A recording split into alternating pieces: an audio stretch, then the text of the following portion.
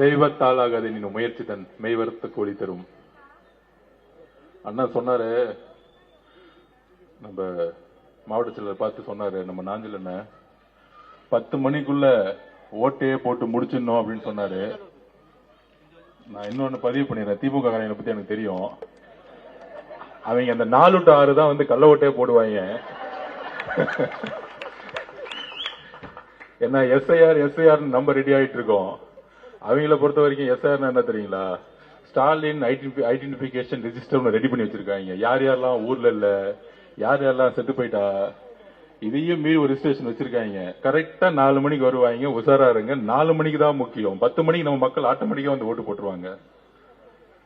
தமிழக வெற்றி கழகத்தின் மாவட்ட செயலாளர் அண்ணன் சுராவேலு அவர்களே, கழக பரப்புரை செயலாளர் அண்ணன் நாஞ்சில் சம்பத் அவர்களே, கல்வியாளர் ஆர்கே நகர் தொகுதி தேர்தல் பொறுப்பாளர் திரு மரிய வில்சன் அவர்களே, எனக்கு முன்னாடி பேசிய திரு மகேஷ் அவர்களே, ராமகிருஷ்ணன் அவர்களே, கழக பகுதி செயலாளர் அவர்களே, வார்டு செயலாளர் அவர்களே, என்னுடைய சகோதர சகோதரிகளே, இந்த கட்சியுடைய முக்கிய கட்டமைப்பில் தூணா இருக்கக்கூடிய நம்மளுடைய அக்காக்கள், தங்கைகள், நண்பர்கள், நண்பிகள் எல்லோருக்கும் என்னுடைய வணக்கம்.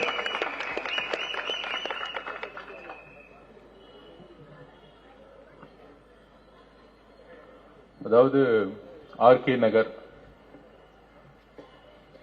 நான் காலையில வெள்ளிவாக்கம் போயிட்டு அப்படியே ஆழ்வார்பேட்டில், அதாவது அப்படியே வர வழியில் அண்ணா நகர் வழியா வந்து ஆழ்வார்பேட்டை வழியா வந்து இப்படி ஆர்கே நகருக்குள்ள நுழையிறேன்.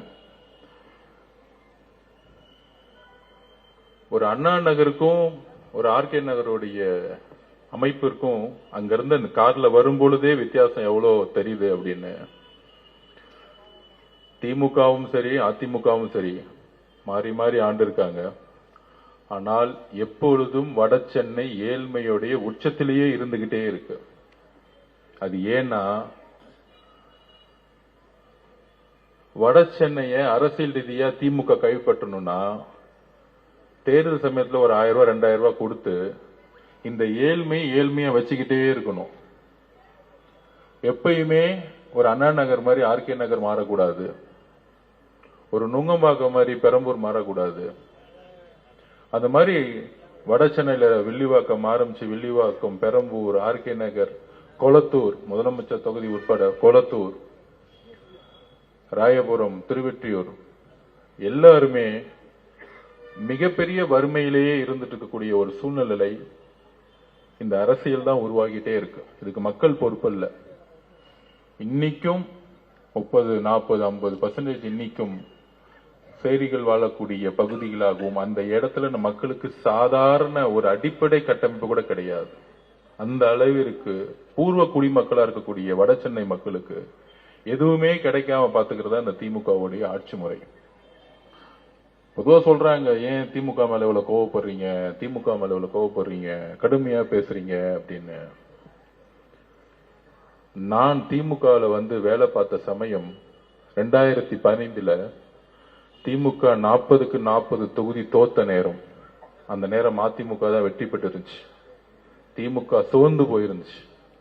அந்த டைம்ல ஒரு சாதாரண ஒரு டீம்ல போய் ஒர்க் பண்ண ஆரம்பிச்சு 21 வெற்றி பெற வரைக்கும் ஒரு முக்கியமான இடத்துல இருந்து, முக்கியமா மாண்புமிகு முதலமைச்சர் கூட டெய்லியும் அவரை சந்தித்து அவருடைய பணியாற்றக்கூடிய தருணம் எனக்கு ஒரு எக்ஸ்பீரியன்ஸ் கிடைச்சு. ஒரு பொலிட்டிக்கல் சயின்ஸ் ஸ்டூடெண்டா 15 வயசுல அரசியல்ங்கிறது முக்கியங்கிறத உணர்ந்து படிச்சு வேலை பார்க்கக்கூடிய வாய்ப்பு திமுக கிடைக்கும் பொழுது 2015 to 2021 திமுகவுடைய அந்த குடும்பமும் சரி, முதலமைச்சரும் சரி, அவர் கூட இருக்க மருமகளும் சரி, அவர் கூட இருக்கக்கூடிய மகனும் சரி, அவர் கூட இருக்கக்கூடிய எல்லோரும் சரி, ஒரு எதிர்கட்சியா செயல்படும் போது மிகப்பெரிய போராட்டத்தை உருவாக்கிட்டே இருப்போம். மக்களுக்கு தப்பா அது செய்யல, 8 வழிச்சாலையா போராடணும், நீட்டுக்கா போராடணும், சிஏக்கா போராடணும், எல்லாத்துக்கும் போராட்டம். நம்மளும் அவங்களோட சேர்ந்து நிறைய நின்று இருப்போம். அன்னைக்கு அம்மா இறந்த பிறகு, இபிஎஸ் வந்த பிறகு அந்த ஆட்சி மாத்தணும்னு எல்லாரும் போய் வேலை பார்த்தோம், எல்லாரும் உணர்வு ரீதியா வேலை பார்த்தோம்.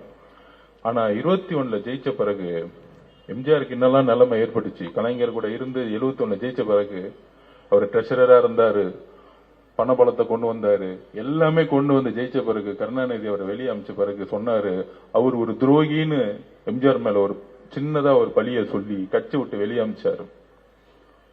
ஆனால் அப்படி வெளியே அமைச்சு 5 வருஷம் நண்பர்களே, நான் செங்கோட்டையன் பேசியிருக்கேன், நிறைய எம்ஜிஆர் ரசிகர்கள்ட்ட பேசியிருக்கேன். 72 அவர் கட்சி ஆரம்பிச்சு 77 ஆட்சி வர வரைக்கும் அந்த கட்சி தொண்டர்களையும் அந்த தலைவரையிலும் உண்டு இல்லைன்னு ஆக்கினாங்க. ரவுடிசத்தை வச்சு, காவல்துறை வச்சு அவ்வளோ உடைச்சாங்க.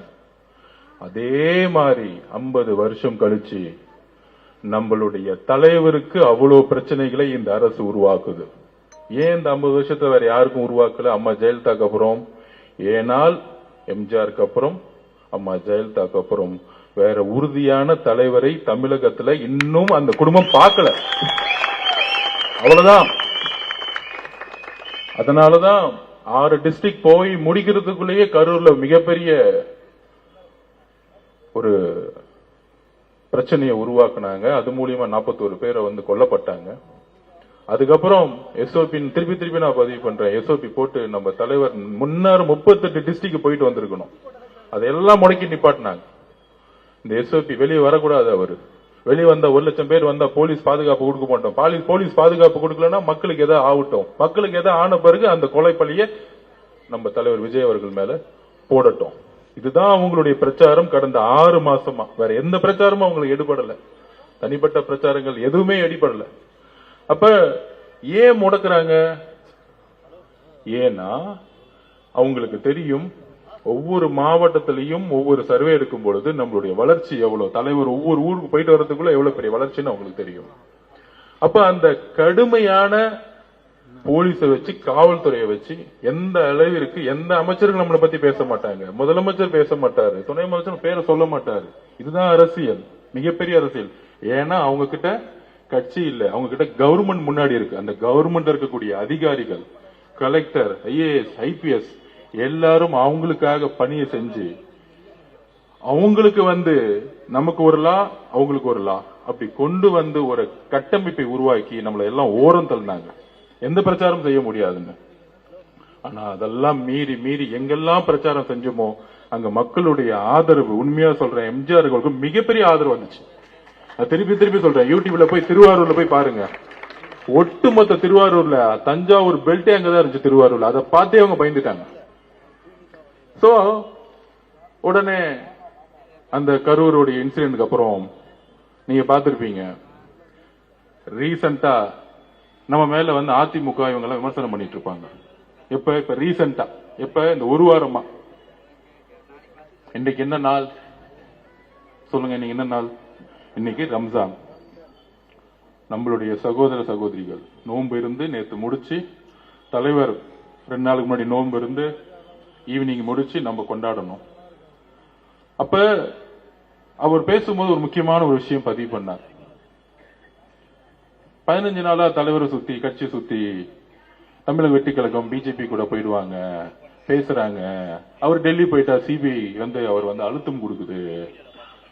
இந்த கட்டமைப்பை திமுகவும் அதிமுகவும் பிஜேபியும் 3 பேரும் சேர்ந்து இந்த பிரச்சாரத்தை உருவாக்கிட்டே இருக்காங்க. நம்ம அண்ணன் எல்லாத்துக்கும் பதில் சொல்லவே மாட்டார். ஏன்னா யாரு மிரட்டுறாங்களோ ஒன்னே ஒண்ணு புரிஞ்சுக்குவாங்க, யாரு மிரட்டுறாங்களோ அவங்கதான் பயப்படுறாங்கன்னு அர்த்தம். யாரு அமைதியா இருக்காங்களோ அவன் தைரியமா இருக்கான்னு அர்த்தம். யாரு அடிக்கடி வெளியே வந்து டெய்லி காலையில மத்தியானம் நைட்டு ஃபுல்லா பேசிட்டு இருக்காங்களோ அவனுக்கு தான் அரசியலே தெரியலன்னு அர்த்தம். என்னைக்கு மக்களுடைய தேவைக்கு வந்து என்னுடைய கொள்கையில உறுதியா இருக்குன்னு சொன்னாரு பாத்தீங்களா, கரெக்டா ரம்ஜான் அன்னைக்கு சொன்னார். நண்பர்களே, தோழர்களே, கரெக்டா இந்த முஸ்லீமுடைய ஒரு அந்த குலாவை போட்டுட்டு சொன்னாரு, மத சார்பற்ற சமூக நீதியில் நாங்கள் எப்பொழுதும் உறுதியாக இருப்போம். இந்த மெசேஜ் யாருக்கு தெரியுமா? திமுகவுக்கு ஃபர்ஸ்ட். ஏன்னா திமுக சொல்லவே சொல்லாது. ஆல்ரெடி பிஜேபி கூட 99 சேர்ந்து குஜராத் கலவரம் போது சொல்றாங்க, அன்னைக்கு இருந்த கலைஞர் கருணாநிதி, ஏன் அப்ப ஸ்டாலின் சார் அரசியல தானே இருந்தாரு, 50 வருஷமா நான் அரசியல் இருக்கேன், 50 வருஷமா அரசியல் இருக்கேன், 50 வருஷமா அரசியல் இருக்குன்னு சொல்றாருல்ல. அவங்க அப்பா கிட்ட கேக்குறாங்க, குஜராத் கலவரம் பத்தி நீங்க சொல்லுங்க. அவரு சொல்றாரு, அது உள்நாட்டு பிரச்சனைன்னு சொல்ற மாதிரி உள் மாநில பிரச்சனை அப்படின்னு அந்த கலவரத்தை பத்தி பேசவே இல்லை. ஏன்னா அமைச்சர்களா இருக்கிறாங்க, எதுல பிஜேபி தலைமையிலான அமைச்சர்களா இருக்கிறாங்க. அப்ப நம்ம ஸ்டாலின் சார் தான் இன்னைக்கு மத சார்பற்ற தலைவராச்சு. அப்படியே எந்திரிச்சு வந்து, அப்பா நீ சொல்றல தப்புப்பா, என்னப்பா தப்பு தப்பா பேசுறீங்க, நம்ம அப்படிலாம் சொல்லக்கூடாது, இதை கடுமையாக எதிர்த்து நிக்கணும். குஜராத் கலவரத்தை வச்சு ஏன் நம்ம கடுமையாக எதிர்த்து நிக்க மாட்டேங்கிறோம்? சொல்றாருல, மீசாக்கு எதிராக சரி அவர் எடுத்து போறான்னு தெரியல, மீசாக்கு எதிராக நான் போராடினேன், ஜெயிலுக்கு போனேன். ஆனா அதுல இருக்க பொய்ய பாருங்க. இந்த உண்மையை உடைக்கணும், நீங்க சொல்லணும். இந்த யாராச்சும் டிவி டிபேட் போனீங்கன்னு வச்சுக்கோங்க, கலைஞர் அம்மா இந்திரா காந்தி அம்மா கதிர் கடுமையாக போராடினார், போராடி கழக தோழர்கள் எல்லாம் அடிச்சுக்கிட்டாங்க, எல்லாம் ஜெயில தள்ளினாங்க. தன்னுடைய மகன் இன்னுயிரை கொடுத்திருப்பாரு, அவர் அடிப்பட்டாரு, சிறை சென்றாரு. அப்படி சிறை சென்றவர், அடிப்பட்டு சிறை சென்ற மகனும் ஒட்டுமொத்த கழக தோழர்களும் வாழ்நாள் முழுவதும் ஏத்து நின்று இருக்கணும்ல. அடுத்த தேர்தலில் ஒண்ணு சேர்ந்துட்டாங்க.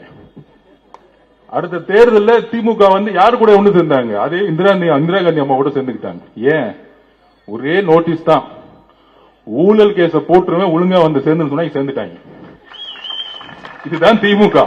இந்த மிசாவை பத்தி பேசினாங்கன்னா இன்னுமேட்டு அது என்னங்க அடுத்த இப்ப உங்களே என் பையனை அடிச்சுட்டாங்க, அட்லீஸ்ட் ஒரு 10 வருஷம் என் பையனை அடிச்சுட்டியாடான்னு ஒண்ணு இருக்குல்ல, அடிச்சவங்க கூடயே சேர்ந்துட்டு இன்னைக்கு வரைக்கும் மிசா கதையை பேசிக்கிட்டு இருக்காங்க. அது என்ன அரசியல் இன்னைக்கு வரைக்கும் புரியல நமக்கு. இதுதான் சுயநல அரசியல், மக்களை ஏமாத்துற அரசியல், கொள்கையற்ற அரசியல். பணத்துக்காக அதிகாரம் கிடைச்சா எவன் கூட வேணா சேர்ந்துக்குவான் திமுக காரன். இதுதான் பிரச்சனை. அதே மாதிரி இன்னைக்கு உண்மையிலே பிஜேபி கூட சேர்ந்துக்கிட்டு நம்ம பி டீம் சொன்னாங்க, நம்ம பிஜேபி கூட டெல்லியில பேசிட்டு சொன்னாங்க. அப்படி பண்ணா ஜனவரி 10ஆம் தேதியே ஜனநாயகம் படம் இந்நேரம் ரிலீஸ் முடிச்சு அண்ணா 1500 கோடி சம்பாதிச்சிருப்பார், இல்ல 1000 கோடி சம்பாதிச்சிருப்பார். ஆனால் எங்களுக்கு நீதி வேண்டும்.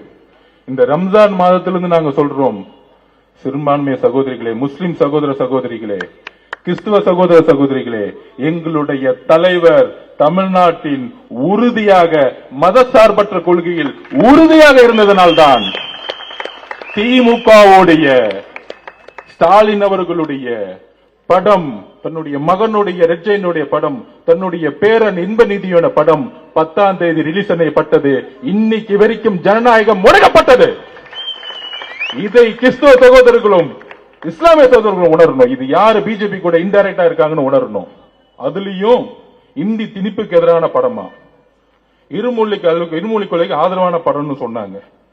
அப்படின்னா அந்த கொள்கைக்கு எதிராக யாரு இருக்கா? பிஜேபி இருக்கு. அந்த படத்தை ரிலீஸ் பண்ணிருக்க கூடாதுல்ல, அது எப்படி ரிலீஸ் பண்ணாங்க? இதுதான் அரசியல்.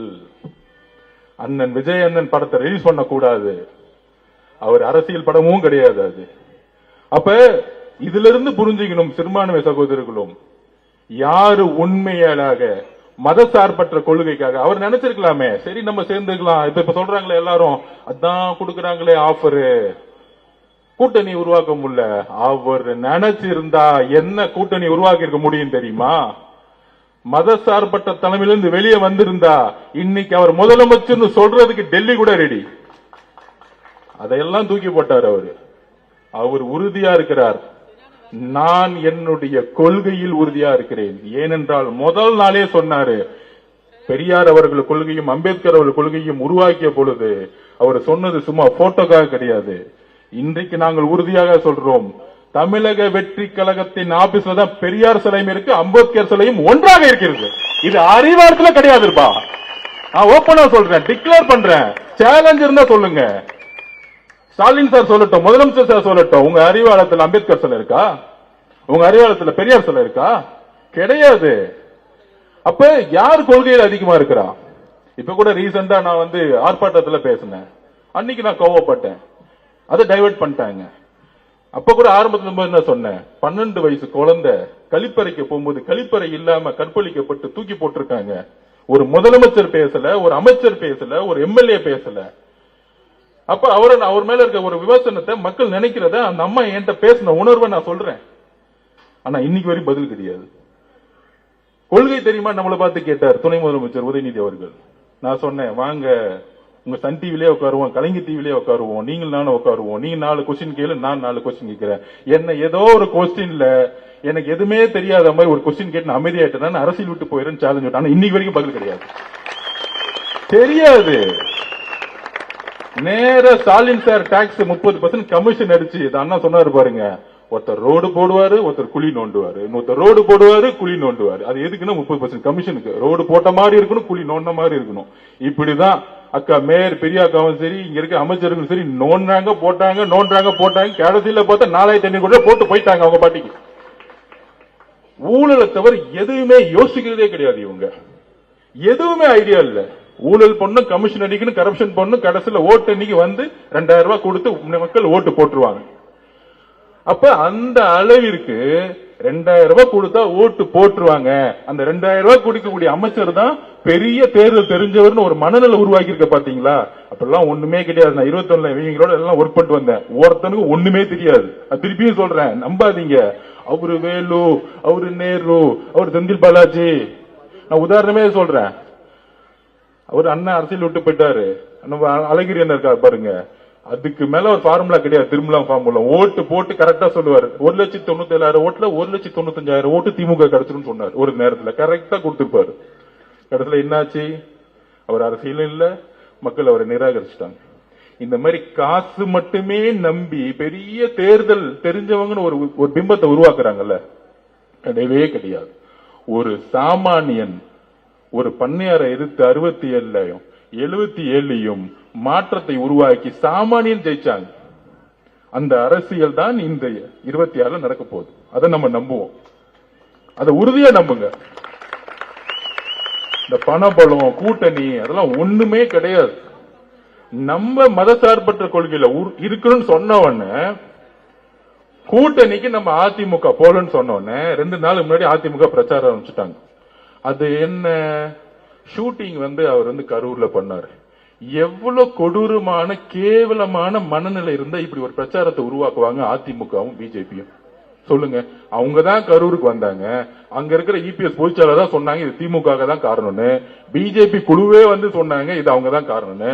ஆனா என்னைக்கு மதசார்பற்ற சமூக நீதினு சொன்னாரோ அன்னைக்கு திமுகவும் அதிமுகவும் பிஜேபியும் 3 பேரும் சேர்ந்து எதிர்க்கக்கூடிய வலிமையான தலைவர் மாறிட்டார். முன்னாடி வெறும் திமுக மட்டும் எடுத்துட்டு இருந்தார். என்னைக்கு ரம்ஜான் மந்த்ல நம்மளுடைய சகோதர சகோதரிகளுடன் டிக்ளேர் பண்ணாரோ இன்றைக்கு உறுதியாக மன நிறைவுடன் சொல்லுகிறோம். தமிழக வெற்றி கழகத்தின் சார்பாக இஸ்லாமிய சகோதர சகோதரிகளே, நோம்போடைய உங்களுடைய சந்தோஷமான மகிழ்ச்சியோட நாள் சொல்றோம்.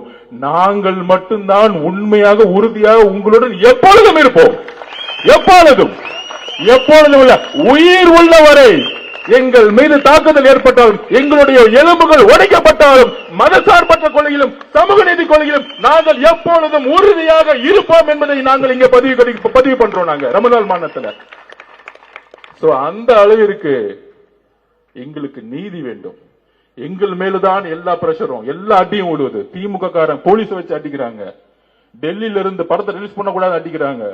அதிமுக இபிஎஸ் காலத்தில இருந்து கடுமையான பிரச்சாரத்தை உருவாக்குறாங்க.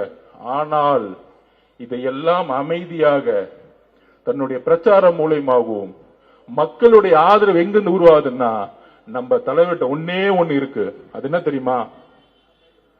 உண்மை, நேர்மை, இன்னொன்னு துணிவு. இந்த 3ம் தான் நம்ம கிட்ட ஸ்ட்ராங்கா இருக்கு. சோ அதை நாம் நம்புவோம். போதும். இது யார் எந்த கட்சிக்கிட்டையும் கிடையாது. திருப்பி சொல்றேன், எந்த கட்சிக்கிட்டையும் கிடையாது. அதனால இந்த ஒரு போலியான பிரச்சாரத்தை உருவாக்குவாங்க. என்ன பிரச்சாரம்?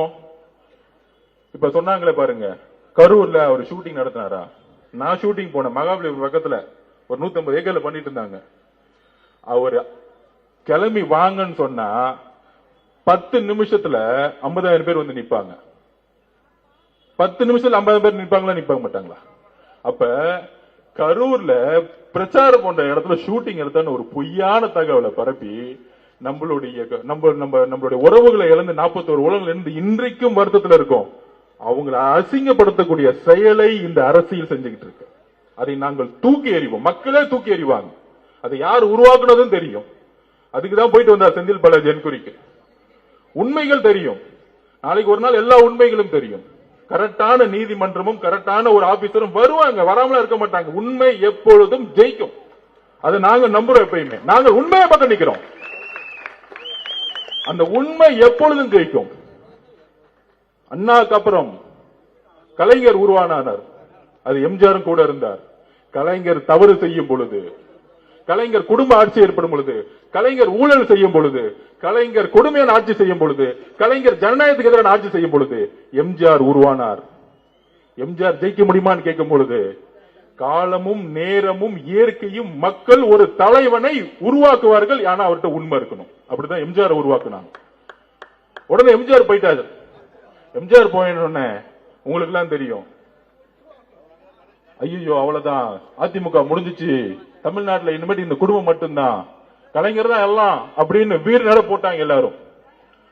அந்த அம்மா கடுமையா உடல் மொழியிலையும் அசிங்கசிங்கமா பேசினாங்க. நீங்க எல்லாம் பாத்திருப்பீங்க, பெண்களுக்கு தெரியும். அசிங்கசிங்கமா இவன் கூட இருந்தாங்க, அவங்க கூட இருந்தாங்க, உருவம் எப்படி சாலையை பிடிச்சி இழுத்தாங்க, அடிச்சாங்க, சட்டத்தில் போனா. ஆனால் மக்கள் ஒரு வலுவான தலைவரை உருவாக்குனாங்க இந்த குடும்பத்துக்கு எதிராக. அதுதான் அம்மா. அந்த அம்மா தான் ஆர்கே நகரில் நின்று வெற்றி பெற்றாங்க. அந்த அம்மாவை ஜெயிக்க வச்ச மண் இது. அதான் சொன்ன இந்த மண்ணு. அப்புறம் அந்த அம்மா இறந்துட்டாங்க. இறந்த பிறகு ஐயா இபிஎஸ் அவர்கள் வந்தாரு. கடந்த எல்லா தேர்தலையும் தோல்வி. ஏன் தோல்வி? மக்களால் உருவாக்கப்பட்ட தலைவர் அவர் கிடையாது. மக்களால் தேர்ந்தெடுக்கப்பட்ட தலைவர் அவர் கிடையாது. அம்மா சசிகலா அம்மா அவர் அப்பாயின்மெண்ட் பண்ணாங்க. கடைசியில் சசிகலா அம்மா யாருன்னே தெரியாதுன்னு சொல்லிட்டாரு. அப்புறம் எப்படி மக்கள் நம்புவாங்க? அப்ப மக்கள் நிராகரிச்சுட்டாங்க. அந்த இரட்டையில சிம்பிளுக்காக இன்னைக்கு ஒரு 17-18% ஓட்டு இருக்கு. அவ்வளவுதான் இன்னைக்கு அதிமுக. நம்ம லேட்டஸ்டா எடுத்த சர்வேல திமுகவோட நம்ம 2% அதிகமா இருக்கும் இன்னைக்கு. இதுதான் உண்மை. அதான் பயம் அவங்களுக்கு. அதிமுக 3வது இடத்துக்கு போயிருச்சு. அதனாலதான் விமர்சனம் தலைவர் விஜய் மேல பயங்கரமா. யாரு? 3 பேர் ஒண்ணு சேர்ந்துட்டாங்க. திமுக, அதிமுக, பிஜேபி.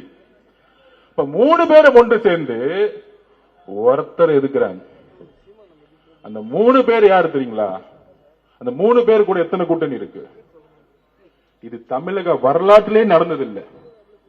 ஐயா எம்ஜிஆர் அவர்கள் கூட கம்யூனிஸ்ட் இருந்தாங்க. டெல்லி கூட நீ சப்போர்ட் பண்ணுச்சு இன்டைரக்டா.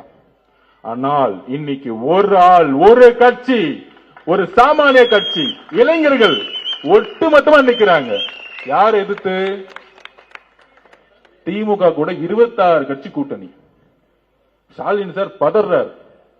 நேற்று ஏதோ ஒரு அம்மா திடீர்னு வந்து கட்சிக்கு வந்து திடீர்னு போச்சு. பார்த்தா திடீர்னு அந்த அம்மாவை கூப்பிட்டு பக்கத்துல நிக்க வச்சு சால்வை போட்டுட்டு இருக்காரு. எவ்வளவு பயம் பாருங்க ஸ்டாலின் சாருக்கு. யார் யாரெல்லாம் திட்டுறாங்களோ முதலமைச்சர் பர்சனலா பாக்குறாரு நம்ம தலைவரை. அப்ப அவருக்கு எவ்வளவு பயம். ஒரு பயம் இருந்தா இந்த மாதிரி எல்லாம் செய்வாங்களா? ஒரு முதலமைச்சர் சேர்ச்சல் இருக்காங்க, ஒரு யூடியூப்ல பேசுறவங்களை கூட்டிட்டு போய் ஒரு சால்வையா போட்டு வாங்க வாங்க வாங்க வாங்க விஜய் சாரை திட்டீங்களா? அப்ப திமுக நீங்க திமுக இப்ப திமுக சேர்றதுன்னா ஒன்னே ஒண்ணுதான். நம்ம அண்ணன் விஜய் அண்ணன் நீங்க திட்டுனீங்கன்னா ஒரு 10 லட்சம் ரூபாய் கொடுத்து வாங்கன்னு சால்வை போட்டு கூட்டிட்டு போயிடுவாங்க.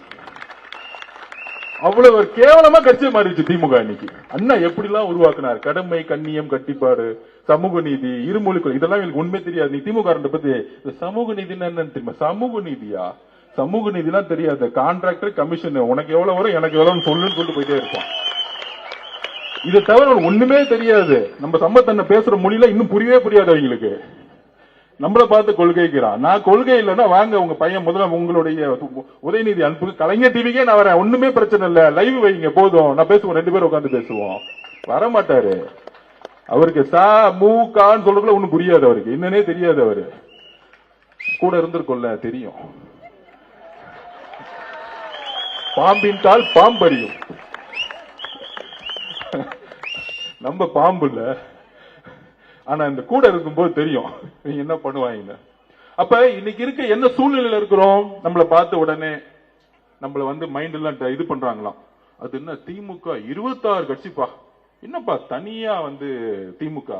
அதுக்குதான் நான் அன்னைக்கே சொன்னேன், அந்த பிகிலு படத்துல ராயப்பன் கேரக்டர்ல அப்படி போகும்போது, அண்ணா தனியா மாட்டிக்கிட்டாருண்ணே தொக்கா அப்படின்னு. தனியா வர்றதே உங்களை போட்டு அடிக்கிறதுக்கு தான்டா. அதே சீன் தான் வர 26 தேர்தல். நீ 26 பக்கம் ஒன்னா நில்லு. அந்த 26 கட்சி கூட்டணி எப்படி நம்ம சொல்லணும்ல இன்னைக்கு. அதுல நம்ம யாருமே குறைச்சு சொல்ல. அதுல இன்னைக்கு 26 கட்சி கூட்டணி எப்படி இருக்குன்னு பாத்துக்குவாங்க. திராவிட இயக்கத்தின் தமிழ் தேசியத்தின் போர்வால் அண்ணன் வைகோ அவர்கள் 4 சீட்டு. திமுக எந்த அளவிற்கு தலைவர்களை அசிங்கப்படுத்தி ஏமாத்தி துரோகம் பண்றான்னு பாருங்க. 5 வருஷம் ஒன்னா இருந்துட்டு கரெக்டா நாமினேஷன் பண்றது ஒரு வாரத்துக்கு முன்னாடி கூட்டணியை கூப்பிட்டு பேசி 4 சீட்டா, அதுல 3 சீட்டு உதயசூரியனா, 1 சீட்டு மதிமுக சிம்பிளாம். இது என்னடா குழப்பமான ஒரு கூட்டணி. இந்த ஒரு படத்துல சொல்லுவாங்களே 40+30 இல்ல 42+28 இந்த மாதிரி. அது இல்லடா, 1 சீட்டு மதிமுக 3 சீட்டு திமுக. அப்ப அந்த கட்சிக்கு சுயம் ஒரு இதுவே இருக்கக்கூடாதா? அவங்களுக்கு செல்ஃப் ரெஸ்பெக்ட் இருக்கக்கூடாதா?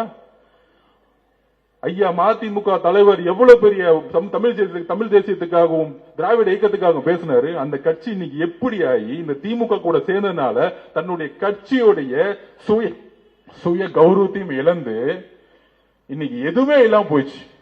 3 சிம்பிள் கொடுத்தா என்ன ஆகும்? மதிமுக 3 சிம்பிள் வாங்கினா திமுக காரன் ஒரே ஒரு சீட்டு கொடுத்திருக்காங்க. அப்ப அந்த மதிமுக கட்சி அழிச்சு ஒழிச்சிட்டாங்க. கம்யூனிஸ்ட் தோழர் கடுமையா இவங்களுக்காக போராடினாங்க. இவங்க என்னென்ன பிரச்சனை கூடியே நின்னாங்க. 6 தொகுதியில் 5 தொகுதி கொடுத்துட்டாங்க. இருந்தா ஏரியில போனா போ. எப்படி அப்ப கூட இருக்கக்கூடிய தோழர்கள் கூட இருப்பாங்க, 4 தலைவர்கள் கூட இருப்பாங்க, கீழே இருக்க ஒருத்தருக்கு எல்லாம் நம்ம பக்கம் வந்துட்டாங்க. அதுதான் திருப்பி திருப்பி சொல்றேன். அப்பையில இருந்து திமுக கூடிய கூட்டணி கட்சி தலைவர்கள் மட்டும் தான் இருக்காங்க. தொண்டர்கள் எல்லாம் டிவிக்கு பக்கம் வந்துட்டாங்க. அப்புறம் மார்க்சிஸ்ட் கட்சி போராடுவாங்க தொழிலாளர்களுக்காக. இன்னைக்கு வரைக்கும் சீட் கதறாங்க, கெஞ்சுறாங்க. இருந்தா இரு, கிளம்புனா கிளம்பு. என்ன உளவியல்? ஏன்னா பணப்பலம் இருக்கு அவன்கிட்ட, கொள்ள அடிச்சு பணத்தை வச்சிருக்கான். அப்ப இந்த பணத்தை வச்சு நாங்க யாரு? நாங்க இல்லைன்னா பிஜேபி எதுக்க முடியாது. இந்த பிஜேபிங்கிற அழுத்தத்துக்காக திமுக கூட்டணி கட்சிகள் தன்னுடைய சுய கௌரவத்தை இழந்து, தன்னுடைய தொண்டர்களுடைய ஆதரவும் இழந்து கட்சியும் இன்னைக்கு காணா போயிடுச்சு. அதுல ஒரு எக்ஸாம்பிளே சொல்லிடுறேன். அண்ணன் ஜவஹர்லால் அண்ணா நல்ல தலைவர், முஸ்லிம் தோழர்களை கடுமையா பணி செஞ்சவர். இன்னைக்கு அந்த கட்சிக்கு எம்எல்ஏவே கிடையாது. அந்த கட்சிக்கு என்ன சிம்பிள் கொடுக்கறாங்க? உதயசூரியன் சிம்பிள் கொடுக்கறாங்க. ஒரு சமூக நீதி அரசுன்னு சொல்றாரு முதலமைச்சர் ஸ்டாலின் அவர்கள். சொந்த கட்சிக்கு ஒருத்த கட்சி ஆரம்பிச்சாங்கன்னா அவங்க சிம்பிளை நிக்க வச்சு ஜெயிக்க வைக்கிறதான கூட்டணி. அந்த கட்சி அப்படி அபகரிக்கிறது என்னது? பிஜேபியோட ஸ்டாண்டு தான் திமுக ஸ்டாண்டும். ஒருத்தரோட கட்சி அபகரிக்கிறது தான். இப்படிதான் மதிமுக அபகரிச்சுட்டாங்க. அடுத்தது நம்மளுடைய ஜவஹர்லால் கட்சியே இல்ல. அப்புறம் முஸ்லீம் லீக் கட்சி 2020 3 சீட்டு கொடுத்தாங்க, 1 சீட்டு கூட ஜெயிக்கல முஸ்லீம் லீக். ஏன் தெரியுமா? திமுக தோக்கடிக்க வச்சுட்டாங்க. அவங்களுக்கு முஸ்லிம் சகோதரர்களும் கிறிஸ்துவ சகோதரர்களும் தலித் சகோதரர்களும் அதிகாரத்துக்கு வரத்துக்கு திமுக விருப்பமே எப்பவுமே கிடையாது. சும்மா பேரு மட்டும் சமூக நீதி சொல்லுவாங்க, ஆனா அவங்க அதிகாரத்தை உருவாக்க மாட்டாங்க. அண்ணல் அம்பேத்கர் என்ன சொன்னாரு? அதிகாரத்தை அடைவதுதான் சமூக நீதிக்கான அடித்தளம். எல்லோரும் சமத்துவத்தை உருவாக்கணும்னா அதிகாரத்தை அடையணும் ஒரு கட்சி. அப்ப நான் அப்பையில இருந்து பதிவு பண்ணிட்டே இருந்தேன். உருக்கமா நான் இன்னைக்கும் பதிவு பண்றேன். அண்ணன் திருமாண்ணன் அவர் மேல எங்களுக்கு அன்பு இருக்கு, மரியாதை இருக்கு. நான் அப்பயே சொன்னேன், இவங்க எல்லாம் ஏமாத்துவாங்க, இவங்க நம்பாதீங்கன்னு. இப்படி சொன்னதுக்காக என்ன கட்சி விட்டு தூக்குனாங்க, அதை விட்டுருங்க, அது பிரச்சனை இல்ல. அப்ப திமுக இல்ல நம்ம பிஜேபி எதுக்காக எப்பயுமே முதலமைச்சர் ஸ்டாலின் ஒண்ணு சொல்லுவாரு, நம்ம எல்லாம் சீட்டு கூட்டணி கிடையாது, நம்ம எல்லாம் ஒரு கொள்கைக்கான கூட்டணி. ஏன் கொள்கைக்கான கூட்டணின்னா கூட இருக்கவங்களுக்கு சீட்டு கொடுக்க கூடாதா? இன்னைக்கு காலையில பதிவு பண்றாரு அண்ணன் திருமாண்ணன். எவ்வளவு வலியோட பதிவு பண்ணுவாரு. வளரக்கூடாது என்று நினைக்கிறார்கள், போராடி தொகுதிகளை பெற வேண்டும், போராடி நிதியை திரட்ட வேண்டும், நெருக்கடிகளுக்கு இடையில் போராடி வேட்பாளர்களை தேர்வு செய்ய வேண்டும் என்ற பணி சுமைகள் எனக்கு ஏராளமாக உள்ளன. இந்த அரசியல் களமும் சமூக சூழலும் நமக்கு சாதகமாக இல்லை.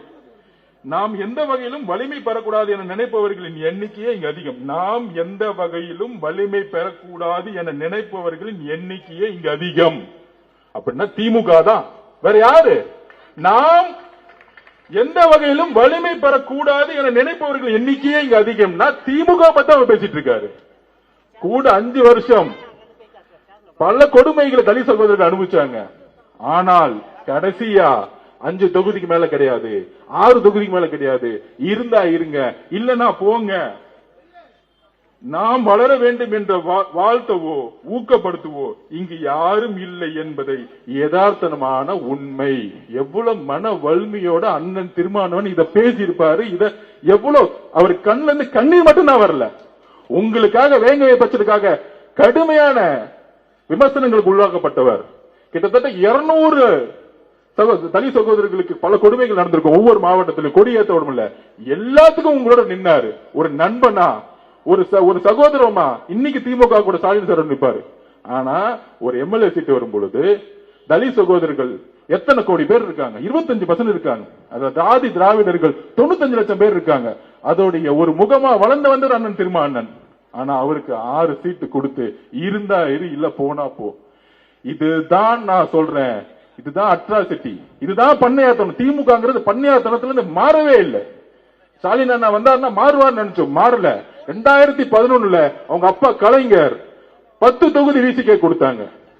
இன்னைக்கு 5 தொகுதிக்கு மேல கொடுக்க கூடாது, 6 தொகுதிக்கு மேல கொடுக்க கூடாதுன்னு சொல்றாங்கன்னா இவங்களுடைய பிரச்சனை என்னன்னு தெரிஞ்சா பண்ணையார்த்தனம்.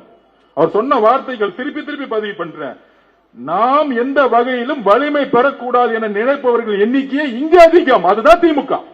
இதுதான் நான் அன்னைக்கு படிச்சு சொன்னேன். இவங்க ஏமாத்துவாங்க, கூட இருந்தே கொள்வாங்க. எப்படிதான் வைகோ வந்து எப்படி அந்த கட்சியை முடிச்சாங்களோ, நாளைக்கு பிசிகேவை முடிக்கிறதுக்கு அவங்க ரெடி ஆயிட்டாங்க. இந்த எலெக்ஷன் முடிஞ்சு முடிக்கிறதுக்காக திமுக எல்லாம் செய்வாங்க. தமிழக வெற்றி கழகம் எதிரி கிடையாது, ஆதவர்ஜனா எதிரி கிடையாது. அண்ணா உங்கள் மீது எப்பொழுதும் நான் அன்பு வச்சிருக்கேன். இது அரசியலா பேசல. உங்களுடைய வழி என்னுடைய வழி, உங்களுடைய வழி இந்த மக்களுக்கான வழி நாங்க பாக்குறோம். கூட்டணி தொடர்ந்து அரசியலுக்கு அப்பாற்பட்டு நான் பேசிட்டு இருக்கேன். ஒரு தவறு நடந்தால் நாங்கள் பெரியாருடைய வழித்தோன்றல்கள். எங்கு ஆதிக்கம் இருக்கோ அங்கு எங்கள் தலைவர் ஏற்று நிற்பார். எங்கு ஆதிக்கம் இருக்கோ அங்கு நானும் ஏற்று நிற்பேன். அது எந்த அதிகாரம் இருந்தாலும் எங்களுக்கு இந்த பயம் கிடையாது, எந்த பயமும் கிடையாது. அப்ப திமுக கூடிய ஒவ்வொரு கட்சியும் இன்னைக்கு முடக்கி, அம்மா பிரேமலதா அக்கா வந்தாங்க, தேசிய முற்போக்கு கூட்டணி நல்ல கட்சி.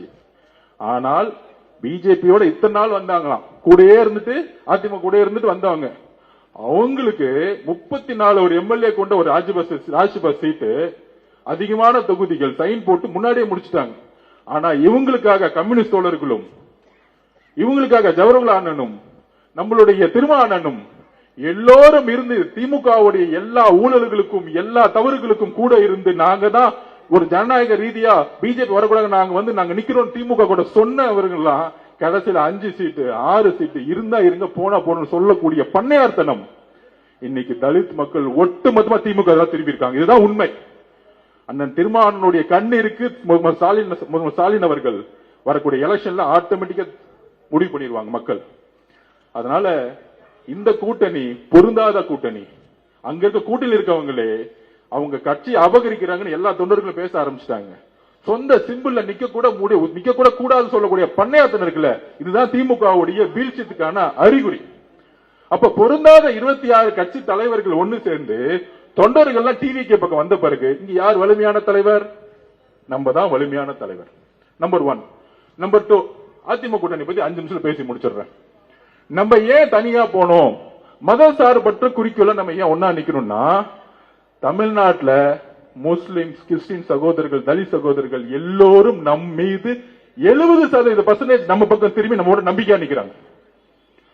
எல்லா கம்யூனிட்டில இருக்கக்கூடிய பிசி ஓபிசி இருக்கக்கூடிய ஏழை மக்கள் தொழிலாளர்கள் நம்ம பக்கம் நிக்கிறாங்க. அவர்களுடைய ஒரே நம்பிக்கை எப்பொழுதும் மத சார்பற்ற கூட்டணியை நீங்கள் தலைவர் உருவாக்குவாருங்கிறதுல தான் தலைவருக்கு இவ்வளவு பெரிய வளர்ச்சி இருக்கு.